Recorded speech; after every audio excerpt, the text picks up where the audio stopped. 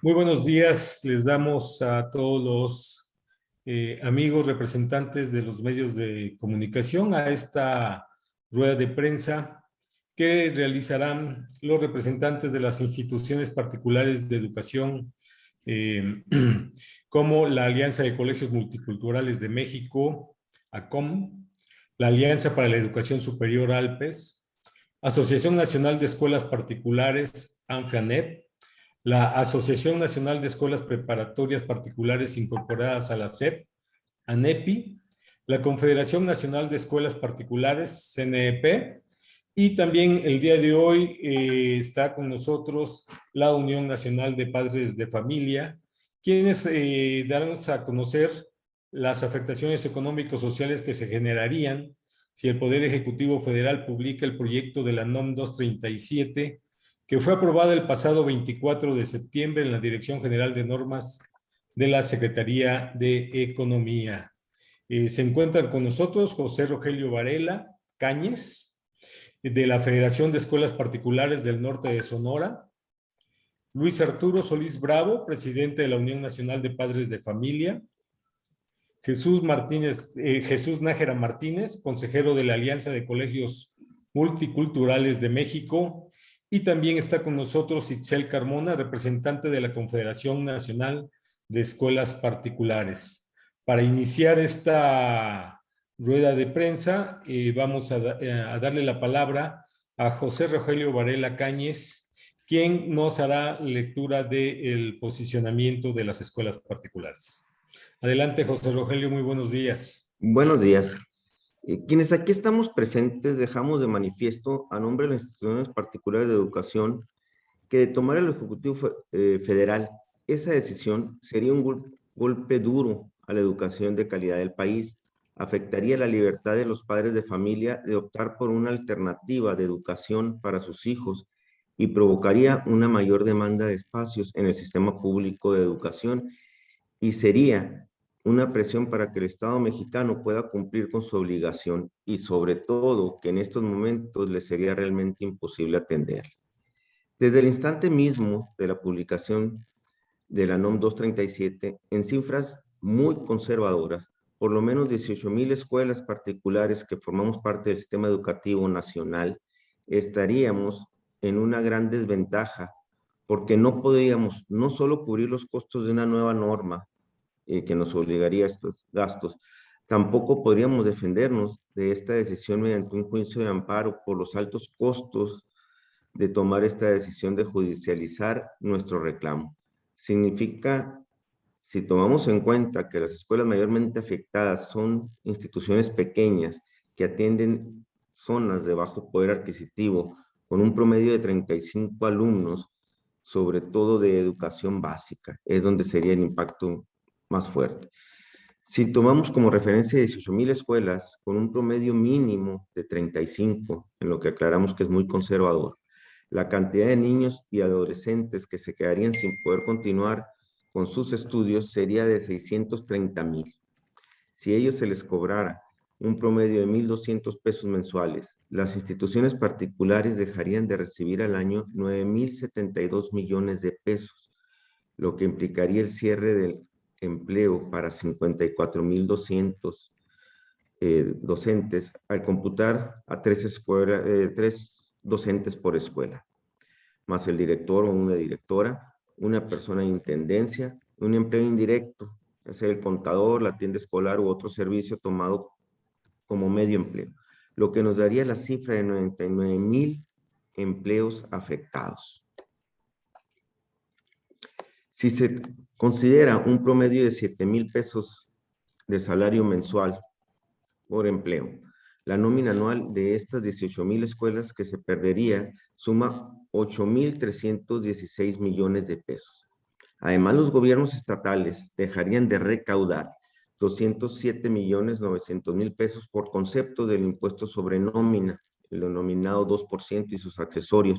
El gobierno federal dejaría de percibir 277,992,000 pesos del impuesto sobre la renta derivado de los salarios, mientras que el Instituto Mexicano del Seguro Social dejaría de contar con 1.771.729.740 pesos. A su vez, Infonavit dejaría de percibir 415.800.000 pesos por concepto de fondo de vivienda.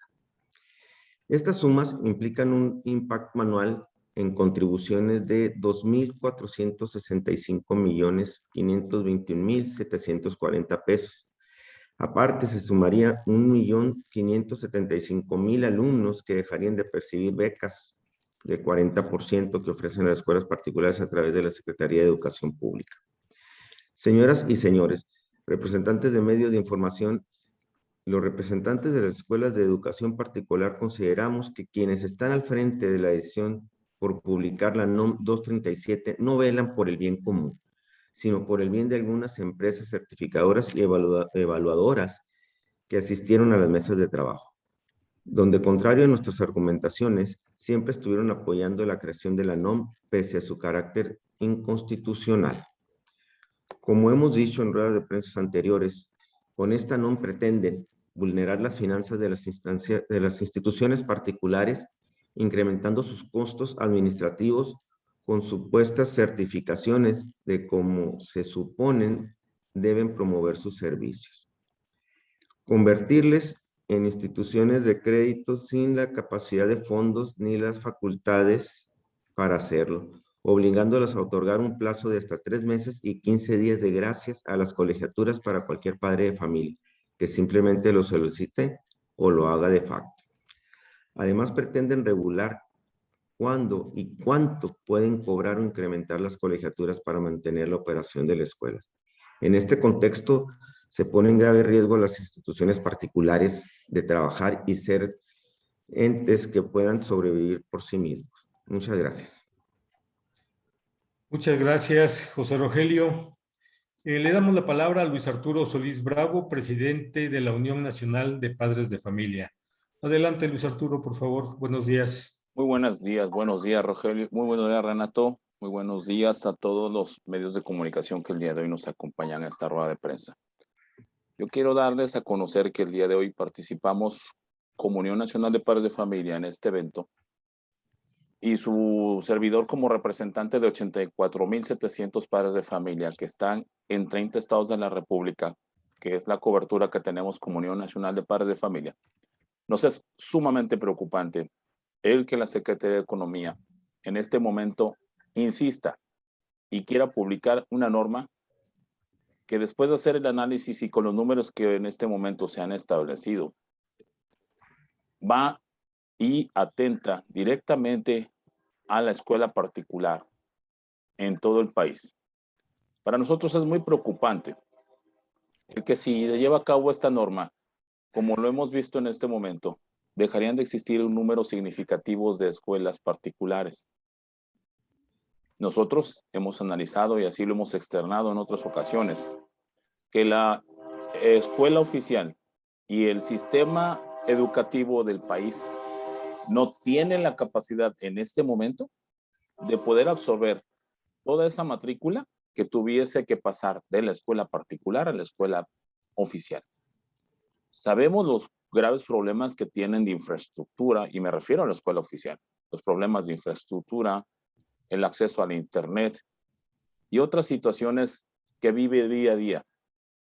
Y las vive, desafortunadamente, porque el gobierno federal y los estados no otorgan y o dan los recursos necesarios y suficientes para mejorar la infraestructura, para mejorar la calidad educativa dentro de la escuela oficial. Para nosotros es sumamente preocupante porque, como Unión Nacional de Padres de Familia, no solamente representamos a los padres que están en las escuelas particulares, ¿no? Porque de estos 84.700 padres de familia, muchos de ellos forman parte de la estructura de la educación oficial. Pero en este momento vemos que la Secretaría de Economía está actuando en beneficio de un tercero, porque quiero dejar muy claro, aquellos que van a evaluar la normatividad que la Secretaría de Economía quiere llevar a cabo, no lo va a hacer ni el personal, ni la infraestructura, ni delegados, ni miembros de la Secretaría de Economía, ni tampoco de la Dirección General de Normas. Lo va a hacer un tercero que va a venir a evaluar a otro tercero. Ahí es donde vemos grave, muy grave, porque pareciera que por medio hay intereses de particulares. Y esta afectación que podría traer la norma hacia la escuela particular va a derivar finalmente a nosotros, los padres de familia. Porque en el momento en que esto sea acreditado, en el momento en que la escuela tenga que hacer el pago de esta certificación, los gastos de operación de las instituciones particulares van a crecer. Por consiguiente, este gasto operativo lo va a tener que terminar absorbiendo el padre de familia a través de la cuota que entrega mensualmente, la cuota de recuperación por inscripción. Lo va a tener que pagar. Entonces, yo lo que espero es que la autoridad federal tenga la sensibilidad, porque estamos ya más de 1.6, de casi 16, 17 meses de pandemia. Hemos vivido circunstancias muy lamentables. Y digo hemos vivido porque creo que a todos los que estamos aquí nos hemos enfrentado a diferentes circunstancias como pérdidas económicas, familiares, circunstancias de encierro y condiciones que desafortunadamente nos han llevado a ser, número uno, resilientes y número dos, a ser muy creativos para buscar nuevas alternativas. Pero en este momento veo que la Secretaría de Economía y el gobierno federal están siendo muy insensibles al querer aprobar esta norma en este momento. ¿Por qué? Porque no hemos tenido, y lo hablo como padre de familia y lo hablo también como miembro de estas mesas estratégicas, como así nosotros le llamamos, y una mesa estratégica para nosotros es la educación particular en México. Vemos muy lamentable que durante estos 17 meses de pandemia no haya existido ninguna consideración para la institución particular en nuestro país, no existan incentivos, pero también lo más lamentable, ¿sí?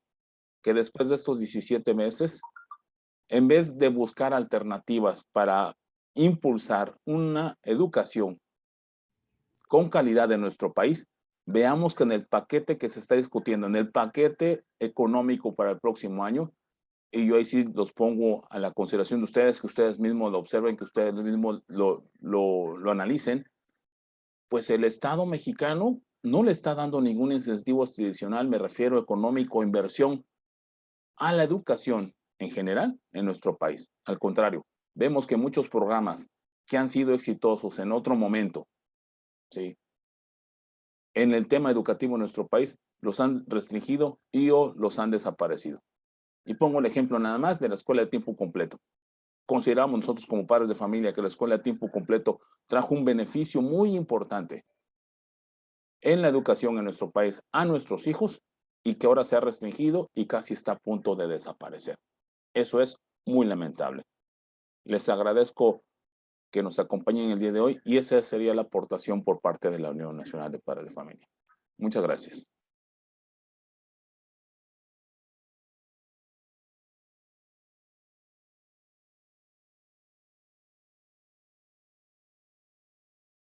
No se te oye, Renato. Disculpen. Muchas gracias, Luis Arturo, muy amable. Le damos la palabra a Jesús Nájera Martínez. Jesús, si nos puedes hacer un comentario al respecto.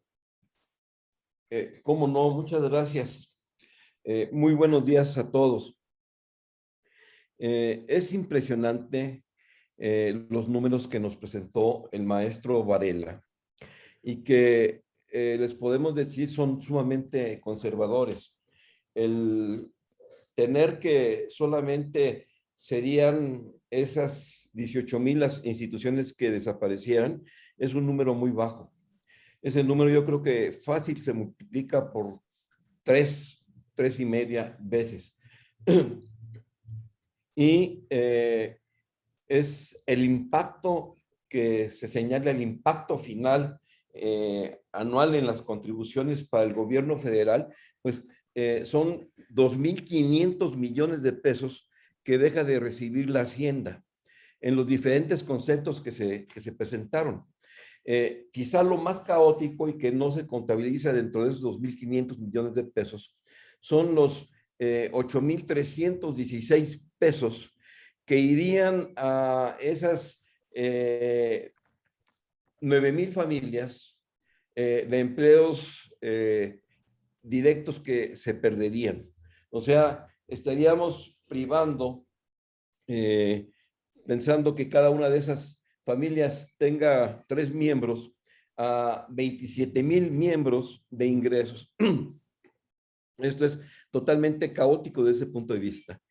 Pero lo más impactante en todo esto es quizá la falta de sensibilidad, porque no es insensibilidad, no tienen sensibilidad la autoridad al seguir insistiendo en todo esto, con los números que se les han presentado una y otra vez, y en los que no escuchan, solamente tienen como objetivo el sacar esta norma. Sea como sea, quieren sacar esta norma. Acaba de decir algo muy, muy importante, don Luis Arturo Solís, representante de la Unión Nacional de Padres de Familia. Aquí hay un adagio que me vino a la mente, señalada en el Quijote, también por San Mateo y San Lucas, que dice que, en este caso lo aplicaría yo, que el gobierno está viendo la paja en el ojo ajeno, pero no ven la viga en sus propios ojos. ¿Por qué? Porque si algo requeriría de atención, son las escuelas oficiales que carecen, no digamos las que están en las zonas urbanas, sino las que están en las zonas rurales, que tienen todas las carencias, siquiera para que los alumnos puedan sentarse y recargarse, para que puedan tener profesores que asistan con regularidad. Esto es verdaderamente injusto, que la autoridad deje de ver sus responsabilidades y esté ahora enfocando su atención para limitar más la actividad de las instituciones educativas. Se dijo ya que las intenciones van más allá de, para todas las particulares, para favorecer a aquellos padres de familia, favorecer, entre comillas, que no puedan o no quieran pagar las mensualidades, las colegiaturas, tienen una facilidad de dejar de hacerlo por 3 meses y medio. Totalmente inconstitucional, disparado contra el artículo 5º constitucional, porque a nadie, persona física moral, se le puede obligar a trabajar sin la remuneración que le corresponde. Esto es verdaderamente preocupante, como estamos llegando a este estado de inconstitucionalidad, en donde estamos perdiendo el rumbo totalmente por un capricho de la Secretaría de Economía y particularmente de la Dirección General de Normas. Eso podría yo señalar, querido Renato. Muchísimas gracias, Jesús. Le damos la palabra a Itzel. Itzel, adelante, ¿quieres hacer algún comentario, por favor? Gracias. Fíjate que yo creo que es oportuno comentar porque no recuerdo si lo hemos precisado, pero este tema de mercantilizar a la educación, que tiene que ver con el asunto de registrar de manera obligatoria ante la Secretaría de Economía vía la Dirección de Normas a través de, vaya, la obligación que generaría esta norma 237, y que sería hacer un registro a través del registro de contratos de adhesión Profeco, porque pues no, como ya lo explicó Luis Arturo de la Unión de Padres de Familia, no estarían utilizando la infraestructura, cosa que tendrían que haber revisado a través de un impacto regulatorio, un estudio de impacto regulatorio que ya sabemos que fueron omisos en hacer para llevar a cabo este proyecto de NOM que pretenden publicar próximamente como definitiva esta NOM. Pretenden que registremos contratos de adhesión, y estos contratos de adhesión son de naturaleza mercantil. ¿Qué significa esto para nuestros amigos de los medios? Significa que las cláusulas del contrato las va a revisar la Profeco y serán inamovibles. Es decir, esta es la naturaleza de estos contratos, que las cláusulas las impone quien presta el servicio y no se pueden modificar, y quien se inscriba a las escuelas tendría que someterse al contenido de esas cláusulas inamovibles que fueron revisadas por Profeco y está registrado, y la única autoridad para dirimir alguna controversia, si lo hubiera, sería la propia Profeco. Ese es uno de los temas más delicados de mercantilizar a la educación en nuestro país. Y explico por qué. Los contratos que se llevan a cabo con los padres de familia y los estudiantes en el área educativa son civiles. ¿Qué significa esto? El acuerdo de voluntades se modifica todos los días según las necesidades, tanto de los padres de familia como de los estudiantes.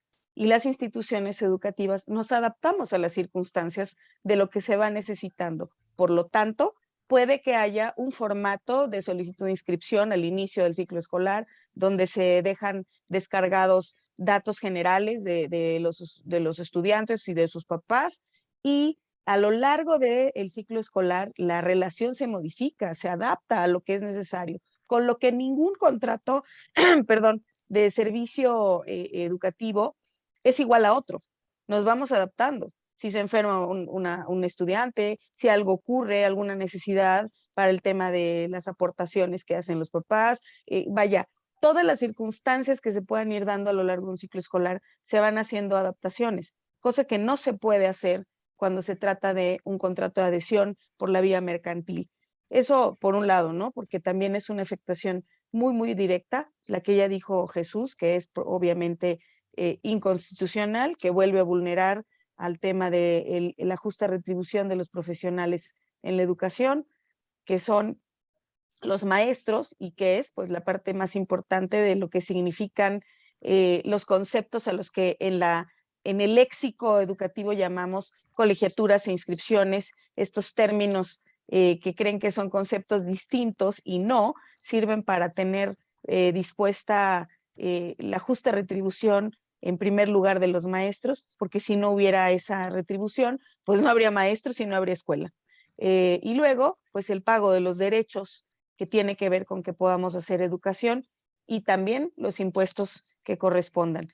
Quería hacer esa precisión nada más para no olvidarnos de que pues es un movimiento más que tendería a mercantilizar pues la educación, además de todo lo que ya indicaron. Quería precisar esto para que no se nos fuera con nuestros amigos de medios, de que pues nosotros como escuela, si se nos obliga a hacer un contrato de adhesión, pues también estaría obligándose a nivel nacional a la restricción de poder llegar a acuerdos que son muy necesarios en la voluntad de educar a los niños, las niñas, los adolescentes, los jóvenes del país, y conforme se va a requerir, como lo hicimos ahora en la adaptación de la pandemia, con las diferentes formas de clases, como nos estamos readaptando nuevamente el día de hoy con las modalidades híbridas, con toda la cantidad de modalidad híbrida o blended education, como también se le conoce. Nos hemos adaptado también, y no podríamos hacer todas estas cosas si tuviéramos que mercantilizar los contratos y llevarlos a un contrato de adhesión, cuestión que también resulta delicada y no queríamos dejar de mencionar una vez más el día de hoy. Gracias. Muchísimas gracias, Itzel Carmona, que es representante de la Confederación Nacional de Escuelas Particulares. Bueno, ya tenemos una pregunta. Antes a los compañeros representantes de los medios de comunicación les vamos a solicitar que si gustan hacer alguna pregunta, por el chat nos soliciten la palabra y nos digan de qué medio, a qué medio representan. Erika Mejía nos pregunta: ya se dijo que la NOM 237 generará desempleo en el sector de las escuelas privadas. Ahora esto, ¿impactará negativamente en la calidad de la educación que se imparte? ¿Tendrá un impacto en las colegiaturas? ¿Y qué justificación ha expresado el gobierno para la aplicación de esta mentira? ¿Quién nos ayuda a responder, por favor?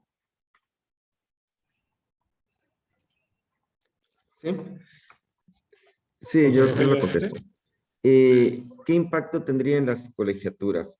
Definitivamente hay un impacto, porque toda esta serie de costos que llevarían las instituciones particulares se tiene de alguna parte que absorber y ahí se nos va a ir dando un aumento en las colegiaturas, que podemos hablar 15%, 10%, 20%, dependiendo del tamaño de la institución. El pago a una unidad verificadora que nos va a solicitar Profeco para poder realizar estos trámites, las cuales no están definidas, no existen esas unidades verificadoras hoy en día, no están definidos costos, no están definido todavía lo que nos va a costar totalmente, lo que nos va a cobrar Profeco por recibir nuestros documentos. Se habla que puede ser esos costos de 100, 150 mil pesos por plantel, o hasta más, dependiendo todas las cuestiones que se tengan que realizar, porque no está todavía hecho ese estudio de parte de Profeco. Entonces, todos esos costos se van traspasando a los padres de familia. Hay ese impacto, principalmente ahí. En la calidad educativa, ¿qué puede suceder? Si se elevan los costos y no se puede trasladar totalmente los costos a los padres, porque quedaríamos en sectores vulnerables también. Hay que acordar que la escuela particular no es la idea de lo que dicen que son los que pueden, los que más tienen. No, muchos están en escuelas particulares por la necesidad de horarios, por las ciertas características donde viven, y están haciendo un esfuerzo para pagar una colegiatura. Y colaboran con grupos para sacar adelante instituciones particulares. Entonces, ahí, al tener más costos, más gastos, en ocasiones tendrán que hacerse ajustes hacia el interior de los planteles y puede terminar redundando en que se quiten áreas y nos afecte también la calidad educativa. No sé si con esto se conteste la pregunta que tenía. Muchas gracias, José Rogelio. Miguel Ramírez, de Dinero, Negocios y Finanzas. Adelante, Miguel, por favor, buenos días.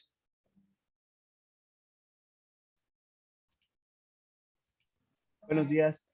A mí me gustaría saber si ya tienen el nombre de las certificadoras que dicen que son las principales beneficiadas con esta nueva legislación de la NOM 237. Gracias.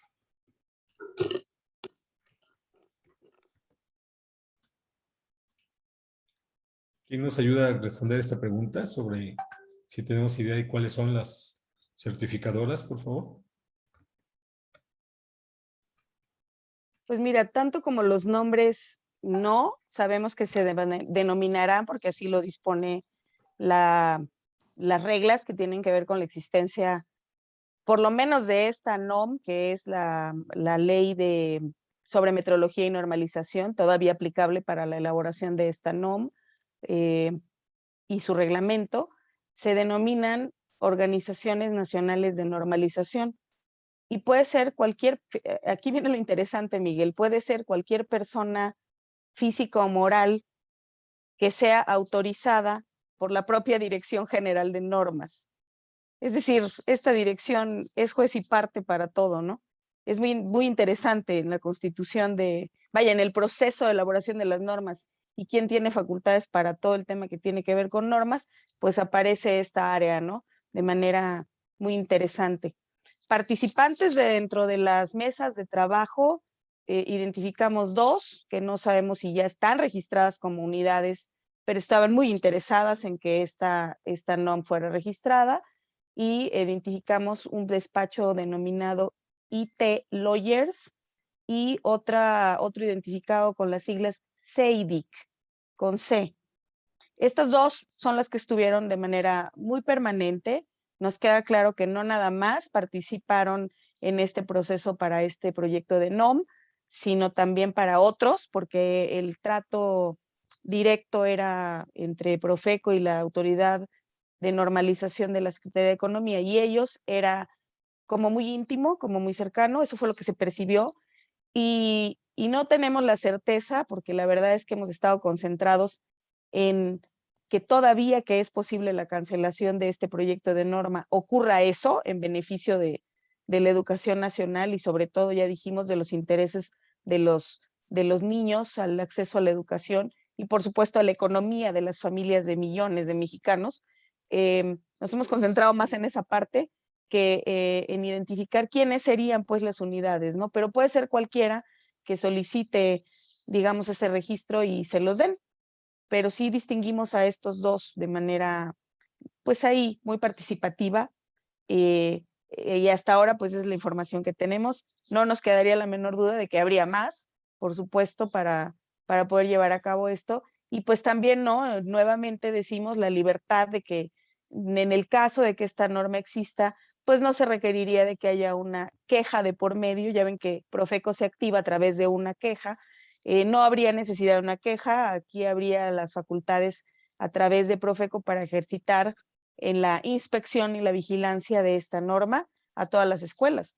Lo que hablamos de ser, digamos, prudentes, ¿no? En la mención del daño inicial, del cierre de 18,000 escuelas, insistimos, es inicial, Miguel. La afectación es este número, es el cálculo que hemos hecho, que sería el impacto inicial de cierre de escuelas a días de la norma puesta en vigor, pero no cesaría el cierre de escuelas. Sería paulatino y permanente, ¿no? Entonces, estamos hablando del cierre de escuelas a nivel nacional que iniciaría con un impacto de 18,000 de un jalón en cuestión de días y después continuaría ocurriendo. Y entonces, pues las oportunidades de educación, la libertad de decisión, el acceso y además todos estos recursos que la propia educación le genera al Estado y la capacidad del Estado para salvaguardar, llevarle la educación a todos los mexicanos. Digo, ustedes ya conocen cómo están las circunstancias a nivel nacional, con toda esta información que les hemos venido participando, queda más que claro que estaríamos ante una circunstancia muy complicada a nivel nacional, con una enorme cantidad de familias otra vez sin trabajo, millones de familias sin ingresos para poder subsistir y millones de estudiantes sin el acceso a la educación, que como ya dijeron antes quienes me antecedieron en la palabra, afectado por todas las vías, presupuestal, ahora esto, y la tendencia sería pues a dejar a la ciudadanía en un estado de indefensión y por supuesto en la ignorancia. ¿Podrías repetir los nombres? Deletrear el IT Lawyers y el otro que decías, deletrearlo porque no se entendió muy bien.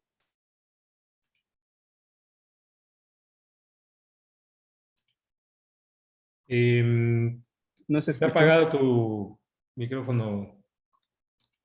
No, decía que si quieren se los comparto aquí rápido en el chat. Ándale. Perfecto. Muchas gracias, Itzel. Estos, sí. A ver, ok. Le damos la palabra a Faltaba otra. Lo de los Ernesto. amparos, entonces ya no se van a amparar, por lo que veo, por lo que le dije aquí en su... A ver, le damos la palabra a Ernesto Gloria de Enfoque Noticias. Ernesto, muy buenos días. Gracias, Renato. Buenos días. Mi pregunta también va ligada con esto que preguntaba Miguel, si ya no se van a amparar.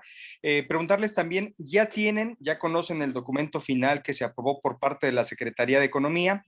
Si en este momento que se están uniendo ustedes como colectivo han pensado en soluciones financieras entre ustedes, evidentemente hay escuelas de mayor tamaño, unas de menor, que les permitiera sortear esta normatividad o de plano ya apuntan más hacia el cierre definitivo. Me llama la atención que digan que la Profeco les va a cobrar por recibir estos documentos. ¿Ya tienen indicios de que esto vaya a ocurrir efectivamente? Porque de ser cierto sería muy grave.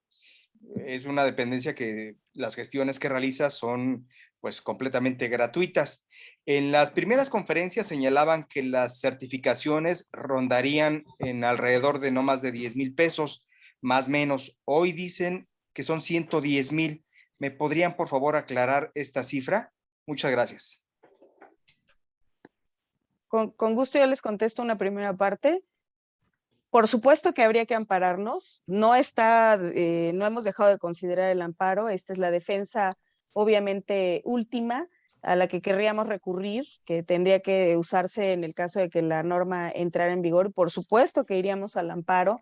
Lo que no queremos es que si habiendo la opción todavía procedimental de creación de las normas, porque este es el camino en el que se debe de seguir, si procedimentalmente todavía se puede cancelar porque no hay materia para que exista esta norma a nivel nacional, es decir, no es nada más regular por regular a nivel nacional, tiene que haber una causa y tiene que haber un asunto que resuelva, la existencia propia de esta NOM, que no ocurre en este tema. No hay ni una causa justa, ni nada que vaya a componer la existencia de esta NOM, por eso es que no debe de existir. Lo hemos explicado a través de argumentaciones jurídicas, pero básicamente es, como dijo Jesús, una insistencia en la total cerrazón. No debería de existir esta NOM. Entonces, por supuesto que en el momento en que la NOM saliera vigente, de así ocurrir, iríamos al amparo, claro que sí. Y las escuelas que no estén al tanto, que pues desafortunadamente no conocen del tema, porque están ocupadas en la supervivencia del día a día y dando el trabajo pues a sus comunidades, y no supieran, y no se ampararan en este momento de la ley en vigor, pues tendrían que irse amparando poco a poco y en lo individual. Ahí es donde entra el tema de lo más costoso, porque al no estar afiliadas o al no estar enteradas y no actuar en el momento inicial de la entrada, en su momento, si esto ocurre, de esta norma en vigor, tendrían que irse amparando en la manera individual. Y muchas de ellas, aquí viene la parte en la que se consideraría el cierre, la gran mayoría de ellas no podrán acceder a esta defensa por costosa que resulta y por el tiempo que lleva en su resolución, y lo más probable es que tendrían que decidir el cierre por esta causa. Por eso decimos que el cierre, el impacto sería inicial de 18,000, pero luego continuaría el impacto para el tema de que todas las actividades son gratuitas. No todas las actividades que realiza Profeco son gratuitas. En este caso, con las certificaciones se paga y no son baratas. Creo que el error es que se haya considerado en algún momento que costaría 10,000 pesos. No, las certificaciones son costosísimas y llevan tiempo. Casi siempre llevan revisiones de largo tiempo, son a detalle, revisan hasta el más mínimo detalle, pero creo que Jesús podría ampliar un poco más en el tema de por qué cuesta todo lo que cuesta y que sí lo estaría cobrando a través de la NOM Profeco, y pues también se tendrían que hacer, insisto, todos los demás trámites que si no costaran de manera directa a la Secretaría, de todas maneras está generando un costo de operación a las instituciones educativas. Y aquí ¿quién lo mencionó? No me recuerdo, ¿quién lo mencionó?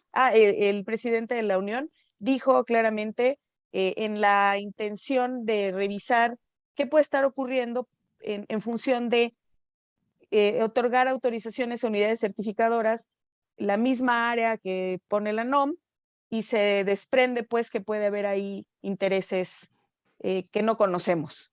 También eso habría que considerarlo, ¿no? En el movimiento pues de los dineros, pero el amparo definitivamente sí es opción y sí se estaría recurriendo al amparo si la norma entrara en vigor. Muchas gracias, Itzel. ¿Alguien quiere hacer otro agregado o y le damos la palabra a... Sí, Jesús. Está relacionado con lo que se le preguntó a Itzel y además es una pregunta que planteó la señorita Erika Mejía. Si nosotros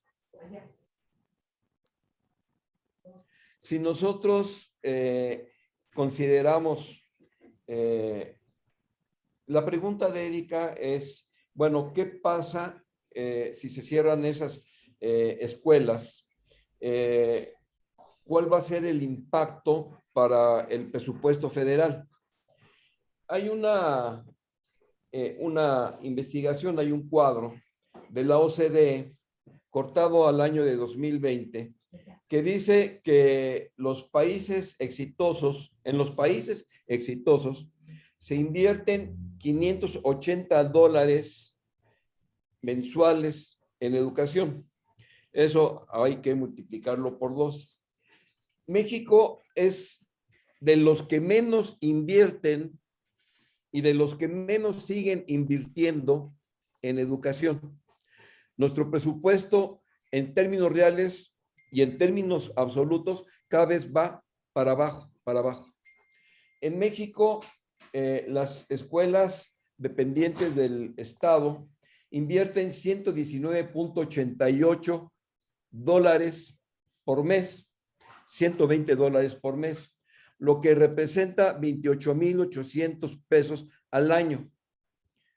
Los particulares en este estudio se señala que invertimos $340.7 por mes.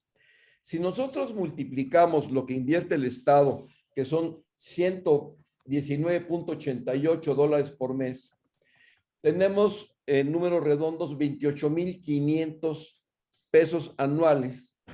Si los alumnos afectados, que suponemos 35 por cada una de esas 18,000 escuelas, como lo señaló el maestro Varela, estaríamos hablando de 630,000 estudiantes.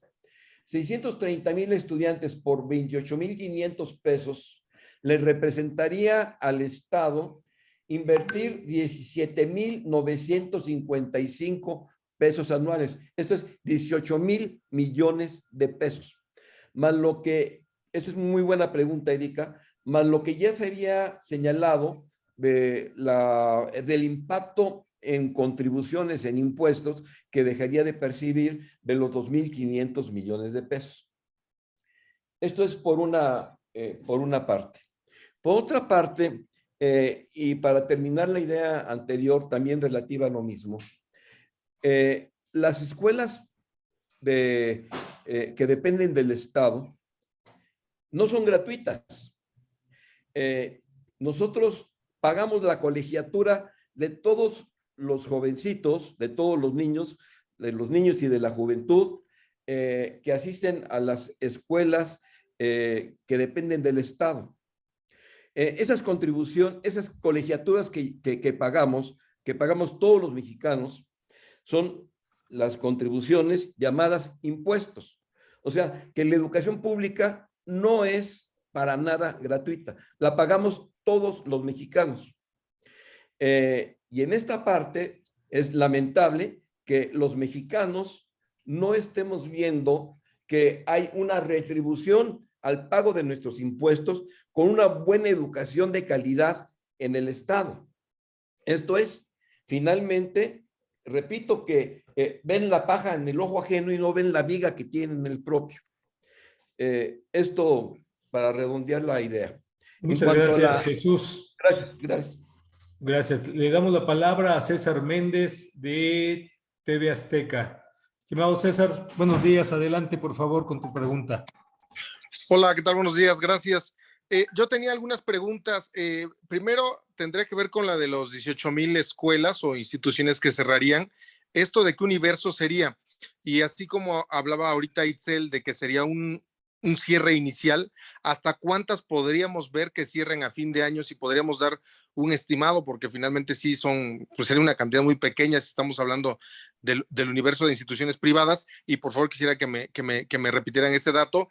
Y dos, en el tema de los amparos, ¿cuándo llegaríamos a este momento? Entiendo que ahorita todavía faltaría un proceso ante CONAMER, y si es que CONAMER acepta que se agregue un proceso adicional, ¿de cuánto tiempo estamos hablando para que esta norma ya se publique y se haga vigente? Entiendo que en economía ya se avaló, pero falta todavía el proceso para hacerla pública y hacerla válida. Y por último, el tema también de los costos, hablaban de 2,000 millones de pesos, en este caso también de los costos para las familias, de los alumnos afectados en estas instituciones, en estos 18,000, ¿cuántos alumnos estaríamos hablando en un promedio? Así como también hicieron sus cálculos, ¿cuánto podríamos hablar de alumnos que tendrían que moverse de escuelas, ya sea privadas o a públicas, pero también el impacto hacia los alumnos que tendríamos inicialmente? Gracias, Renato. Gracias, César. Adelante, ¿quién nos responde? Pues podemos seguir contestando como por partes, son varias preguntas. Adelante, Itzel.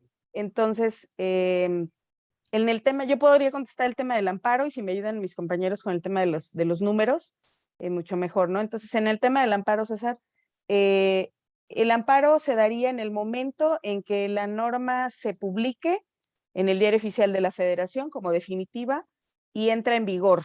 En ese instante es que podemos ya promover el amparo. ¿Cuándo puede ocurrir? ¿En qué tiempos?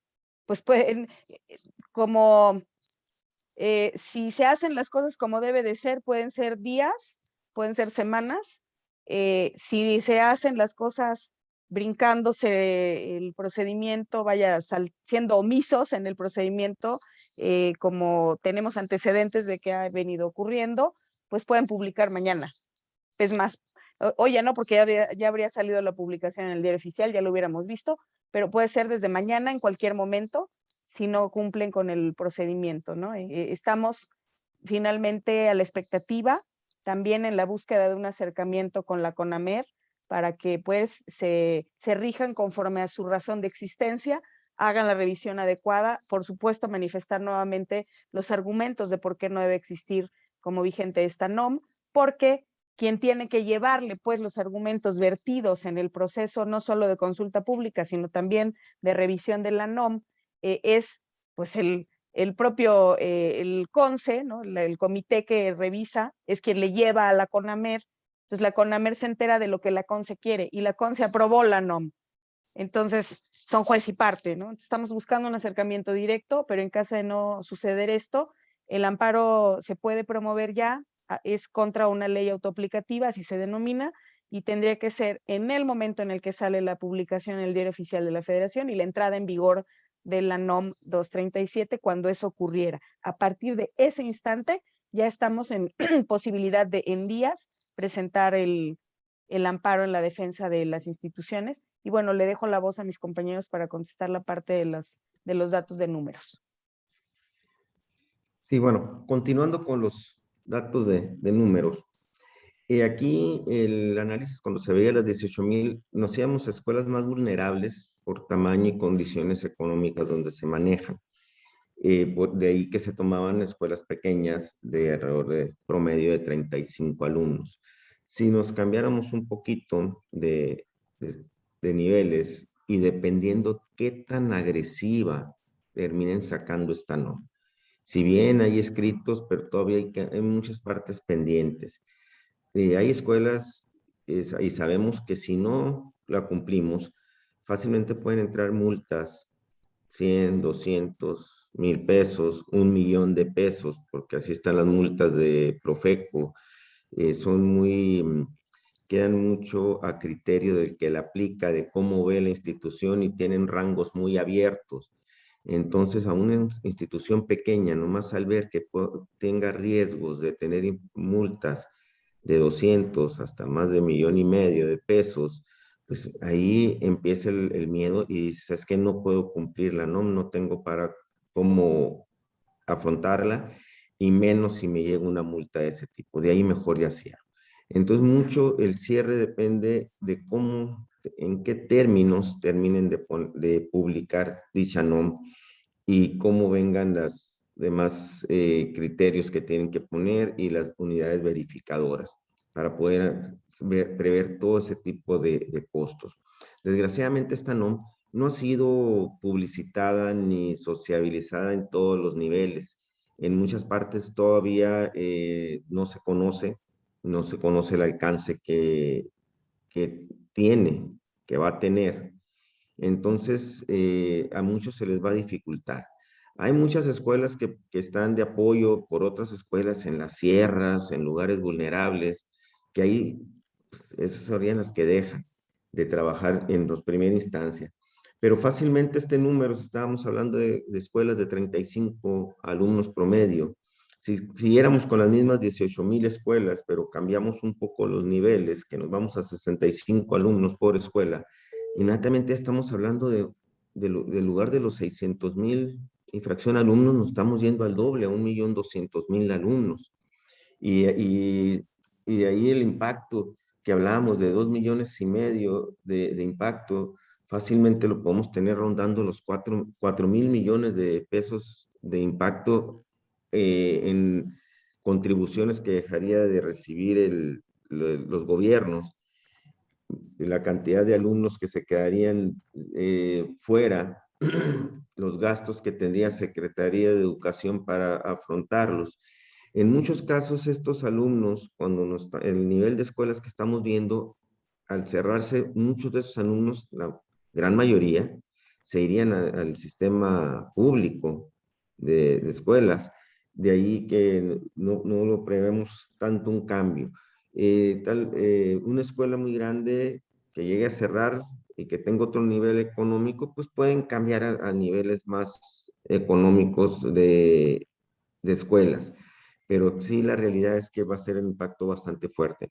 Ahora, si bien estas escuelas pequeñas logran entrar y solventar todos los costos, imagínese que una persona está pagando 1,200 mensuales en condiciones difíciles y de repente su colegiatura se ve cambiada a 1,500 por todos estos gastos que conllevaría, que cabe aclarar, entre menos alumnos tenga la escuela, los gastos, el incremento va a ser mayor en porcentaje de la colegiatura al dividir todos estos gastos de la NOM en esa cantidad más reducida de alumnos.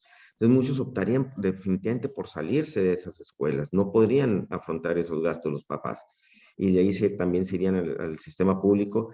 Entonces, fíjese, si no cierra la escuela porque decidió cerrar al ver el riesgo de la NOM, busca afrontarla y aumenta las cuotas, también va a tener la pérdida de los alumnos que en un momento dado la va a llevar a que tenga que cerrar.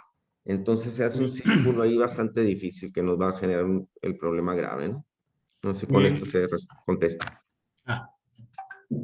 Muchas gracias, Rogelio. Le damos la palabra a Gustavo Castillo. Gustavo Castillo, representante de Uno TV. Adelante, amigo Gustavo. Buenos días. Buenos días, mi estimado Renato. Buenos días a todos. Muchas gracias. Fíjense que estaba yo tratando de entender esta NORM 237 y bueno, leyendo hace un momento, leí una publicación de un funcionario, Jesús Cantú, de la Secretaría de Economía, que habla de que esta norma pues no va a traer costos excesivos, que es totalmente lo contrario de lo que ustedes nos están explicando y bueno, con cifras y todo este asunto. Yo quisiera preguntarle, ¿esta norma va a también afectar a las escuelas, a las universidades privadas, las grandes, como el TEC de Monterrey o la Ibero o la Anáhuac o todas esas? ¿Han platicado ustedes con estas universidades? Porque nos hablan de las escuelas más vulnerables y obviamente pues siempre el impacto de una situación de este tipo pues sí afecta a las más vulnerables. Pero ¿qué pasará con estas universidades si es que también están contempladas en esta situación? Y bueno, sí, le quería preguntar, pero ya nos contestaron de que en cualquier momento podría ya aplicarse esta norma. ¿Ustedes ya saben exactamente cómo viene la norma? Porque recuerdo que la anterior conferencia decían que ni siquiera la Secretaría de Economía tenía bien definida cómo estaría esta norma. Ya, entonces ya la Secretaría de Economía ya la tienen bien definida y ustedes ya tienen conocimiento de cómo está esta norma. Y finalmente, si tú me lo permites, mi querido Renato, una pregunta fuera del tema. Sí me gustaría que nos dieran un balance, por favor, la Unión Nacional de Padres de Familia de las Escuelas Particulares, a un mes del regreso a clases presenciales. ¿Cómo les ha ido? Por favor, al final, si gustan, de la conferencia. Gracias. Buenos días. Muchas gracias, estimado Gustavo. Adelante, ¿quién nos responde?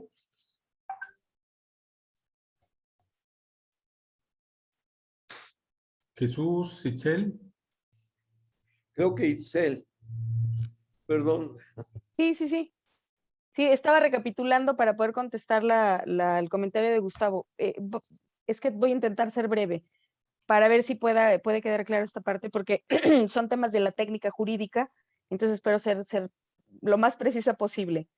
Las reglas para creación de la NOM dicen que cuando se revisa, se pone en conocimiento del público, es decir, se publica el proyecto de la norma y se abre el periodo de consulta pública, es justamente para que cualquiera que tenga interés y sobre todo los sectores más interesados manifiesten en función de la NOM lo que a sus derechos convenga.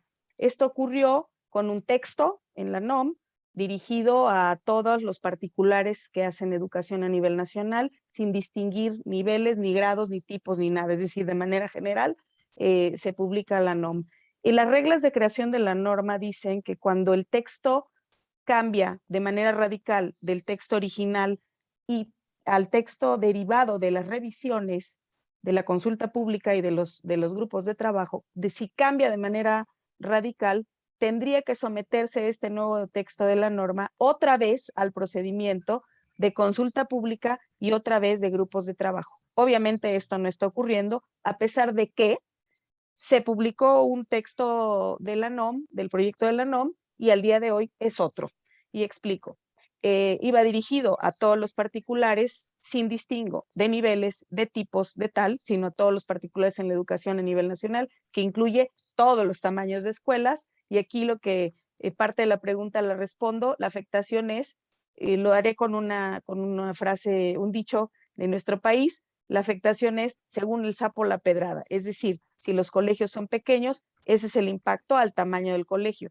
Si se refiere a instituciones de gran tamaño, pues el impacto será más grande, porque depende de la institución, digamos, y su capacidad de respuesta en el pago de las multas, de las infracciones o de las certificaciones, ¿no? Le cuesta más a unos que a otros. Entonces va en función del tamaño de las instituciones también.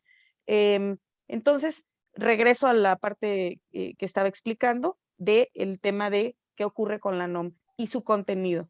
El día de hoy, sí conocemos el texto, y el día de hoy está dirigido única y exclusivamente al el sector de educación básica, en la educación particular, para tipo de educación básica, que es la mayor afectación, obviamente, jardines de niños, primarias, secundarias, es la base de la pirámide en materia educativa, donde está hoy todavía concentrado gran parte de los estudiantes, pues imagínense, la mayor afectación en tema de salud, la mayor afectación también en tema de educación, será la base de la pirámide también.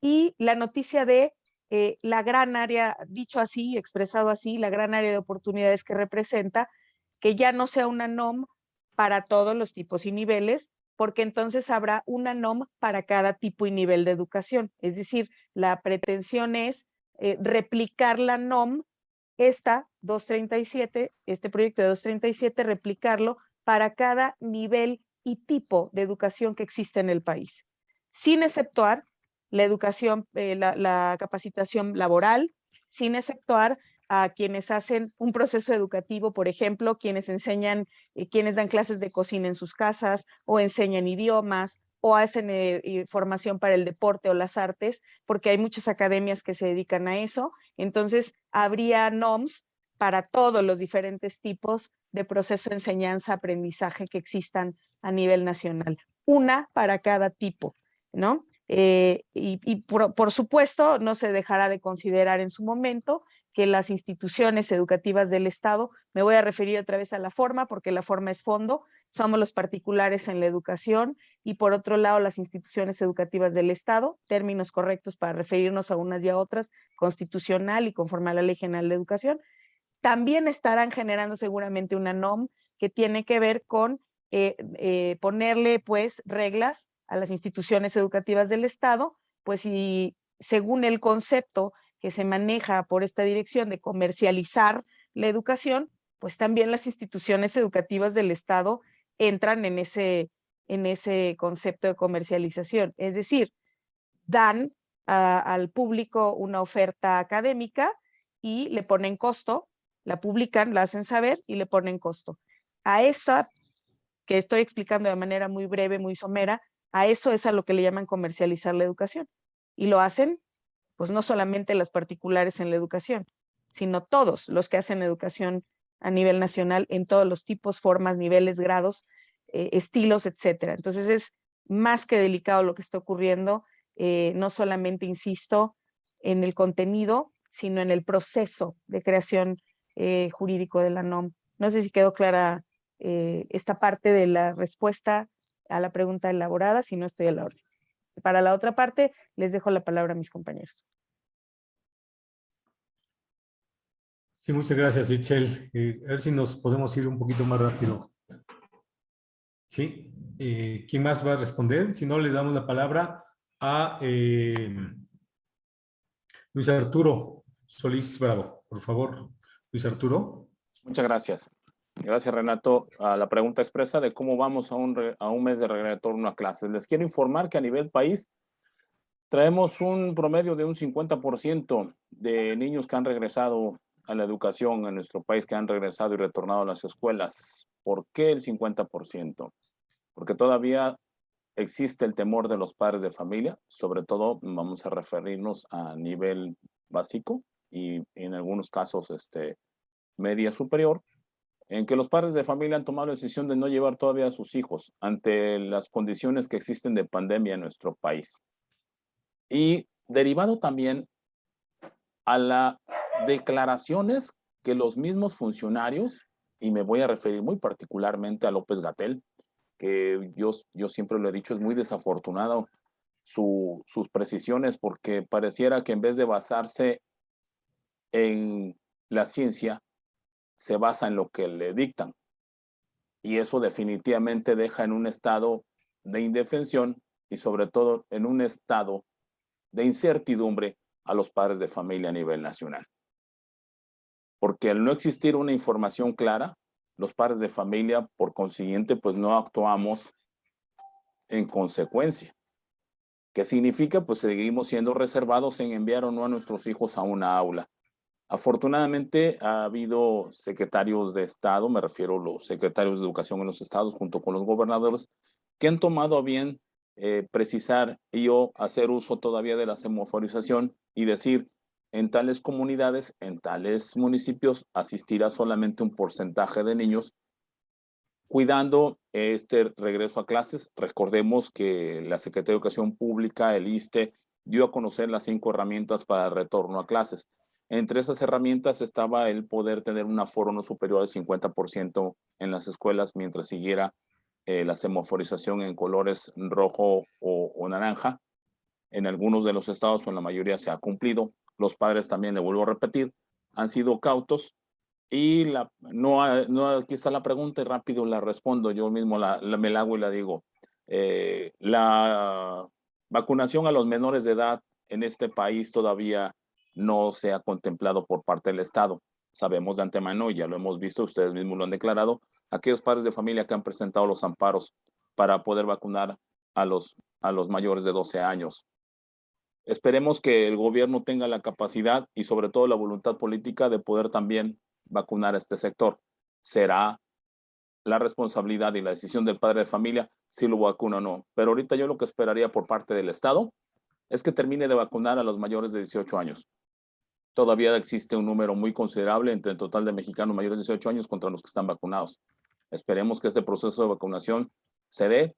Y también algo muy importante es, espero que el gobierno también sea sensible y sobre todo vea la alternativa de hacer el refuerzo de vacunación en los profesores, porque a nivel país los profesores fueron vacunados con una vacuna que se llama CanSino, vacuna que hasta el día de hoy sigue en controversia por parte de la FDA y por parte de la OMS, y pues el profesor, al cumplirse los 6 meses que se supone que debe darse el refuerzo y que el gobierno federal no ha dicho nada, ojalá tenga la sensibilidad y pueda darle una alternativa también a todos los profesores del país, porque si no, dentro de pocas semanas, pues tendremos una circunstancia que pareciera que a veces al Estado le gusta estar haciendo, yo le llamo, estar prendiendo pequeñas fogatitas para llamar la atención y desviar la atención de cosas muy importantes en el país. Y creo que un tema muy importante y trascendente será colocar el refuerzo a los profesores en el país con esta vacuna con el cual fue vacunado, valga la redundancia, fueron vacunados todos los profesores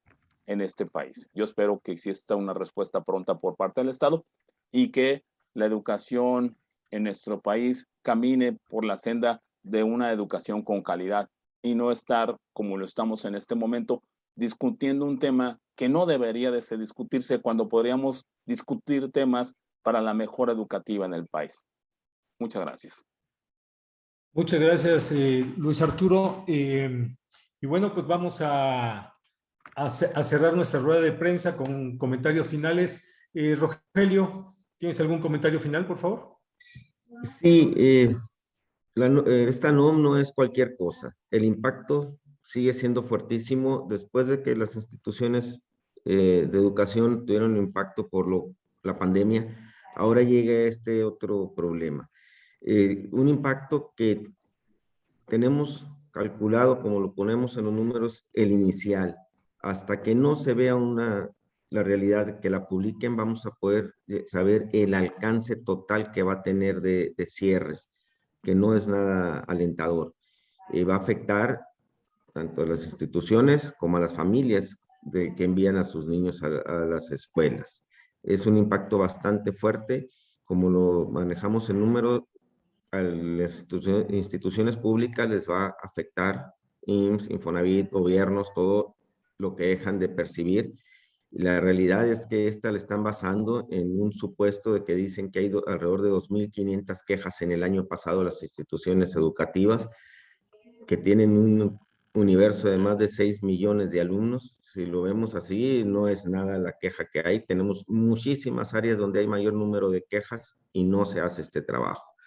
Aquí ellos la quieren sacar a como dé lugar. Ha sido un trayecto largo y difícil lo que se ha llevado todo el verano viendo esta NOM.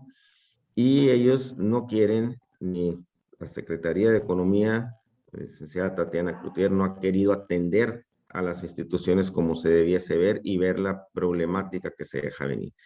Esto es en parte la afectación principal que hay y esperemos que pues tengan conciencia al final de cuentas de los problemas que se van a generar con esto y no nomás estén viendo para ellos el beneficio que va a tener para Profeco y tal vez para un grupo. No es nada, ese beneficio va a terminar siendo irrisorio contra el daño que se va a generar. Que pongan realmente en una balanza y tengan un poquito más de conciencia de lo que están haciendo. Muchas gracias, José Rogelio. Luis Arturo, por favor, un comentario final, si nos pudieras hacer el favor. Muchas gracias. Yo quisiera nada más externar, y yo le hago este llamado a la Secretaría de Educación Pública. Con esta aplicación de la norma, pareciera que lo que quieren es llevar a un siguiente escalón a la educación particular. ¿A qué me refiero? Que los quieren normalizar con el propósito de, se supone, mejorar la relación entre los padres de familia y la educación, y que la educación particular suba a un siguiente nivel de mejora, de mejor prestación, si lo hablo como una prestación de un servicio educativo. Esto pone en total desventaja con la escuela pública, con la educación pública, porque lo dije al principio, yo veo que la aplicación de esta norma trae consigo una desigualdad entre los niños, niñas y adolescentes y jóvenes de este país. Por un lado, quieren mejorar, y yo, así los pongo entre comillas, mejorar las condiciones y la relación para una mejora educativa o una mejor prestación del servicio en la escuela particular. Y yo le digo a la Secretaría de Educación Pública, señores, ¿y las escuelas públicas? ¿Las escuelas oficiales? Los números que tenemos son muy lamentables por todo el país y sobre todo en las escuelas públicas que existen en las comunidades. Tienen muchísima deficiencia, tienen graves problemas de infraestructura, no tienen acceso al internet, no tienen lo más vital que es el agua potable. Entonces, esto genera una desigualdad en todos los niños que reciben educación en nuestro país. No puede existir educación de primera y educación de segunda.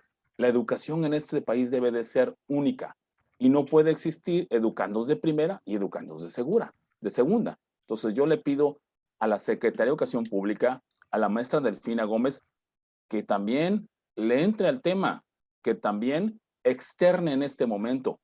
Si ellos como Secretaría de Educación Pública están de acuerdo, si ellos como Secretaría de Educación Pública son promoventes y sobre todo, si están analizando llevar esta norma, yo espero que la Secretaría de Educación Pública, como lo decía hace un rato Ixel, también analice y busque una normalización para poder mejorar la educación educativa dentro de las escuelas oficiales. Muchas gracias. Muchas gracias, Luis Arturo, muy amable.